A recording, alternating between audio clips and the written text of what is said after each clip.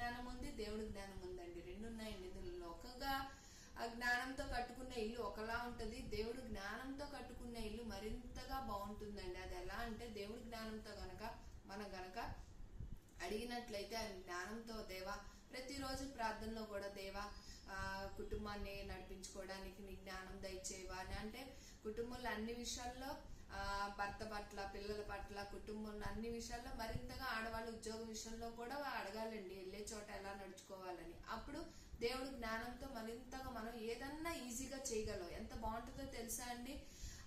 మనం ఆయన జ్ఞానం గనక పొందుకొని ఉన్నట్లయితే చాలా అంటే చాలా ఈజీగా ఉంటాయి మనం చేసే ప్రతి పనులు కూడా. మనం ఆయన ధ్యానించుకుంటూ, స్తుతించుకుంటూ, వాక్యం ధ్యానించుకుంటూ ఉంటాం చూసారు, అసలు కష్టం కూడా తెలియదు.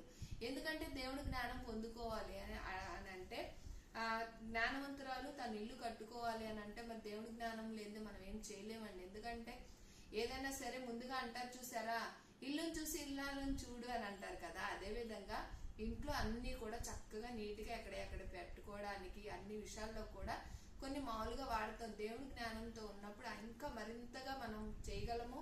భార్య భర్తల విషయంలో, పిల్లల విషయంలో కూడా, నడిపించే విషయంలో కూడా, వాళ్ళకి అందించే సహాయ విషయాల్లో కూడా దేవుడు మరింతగా అక్కడ ఒక రకమైన మరింతగా ప్రేమగా మా కుటుంబాన్ని నడిపించుకోవడానికి దేవుడి జ్ఞానం ఎలా ఉపయోగపడుతుంది అంటే అండి, ఇందులో రెండు రకాలుగా మనం గనక వెళ్ళినట్లయితే, ఒకటేమో మనకి మంచిగా ఆడవారికి ఆరోగ్యం బాగున్నప్పుడు ఆవిడ అంటే భార్య, అమ్మ, అత్త, మరి ముఖ్యంగా అమ్మమ్మ, నానమ్మ, ఇన్నున్నాయండి. దేవుడు ప్రేమని ఏకంగా అమ్మలో నింపి మన ప్రేమని కుటుంబంలో పంచుకోవడానికి స్త్రీకి ఎంత గొప్పదనేది ఇచ్చాడండి.